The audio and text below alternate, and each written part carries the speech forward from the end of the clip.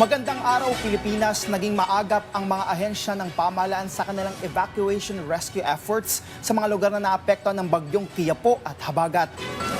Tiniyak naman ng Department of Social Welfare and Development na maaabutan ng tulong ang lahat ng pamilya na apektado ng kalamidad. Yan ang sentro ng balita ni Carly Luis Candelaria.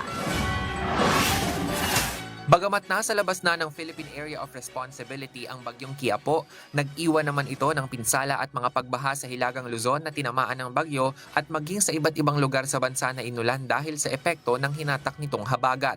Daan-daang mga residente rin ang kinailangang ilikas para sa kanilang kaligtasan, kaya't agad namang kumilos ang mga ahensya ng pamahalaan para sa evacuation, rescue operations at paghatid ng agarang tulong sa mga apektadong pamilya.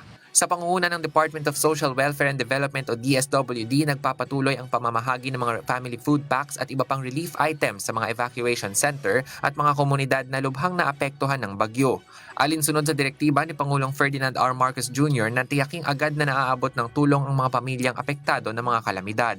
Gaya na lamang sa probinsya ng Cagayan kung saan namahagi na ng mga family food packs at sleeping kits sa mga evacuees sa mga bayan ng Lalo, Camalaniugan, Bugay, Solana at Santa Teresita. Kasabay nito patuloy rin ang monitoring, profiling ng mga evacuees at pakikipag-ugnayan ng DSWD sa mga lokal na pamahalaan para matiyak ang mabilis na paghatid ng karagdagang relief assistance habang patuloy na binabantayan ang sitwasyon sa mga lugar na apektado ng bagyo. Samantala sa Socsargen, hindi rin napigil ng pagbaha at tuloy-tuloy na pagulan dulot ng habagat ang paghatid ng tulong ng DSWD sa mga apektadong komunidad.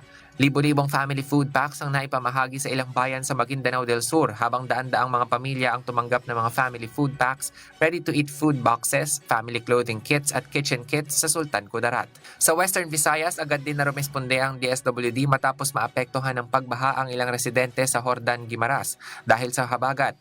Namahagi rin ang ahensya ng mga family food packs sa mga pamilyang lumikas. Carlo Candelaria para sa Bayan.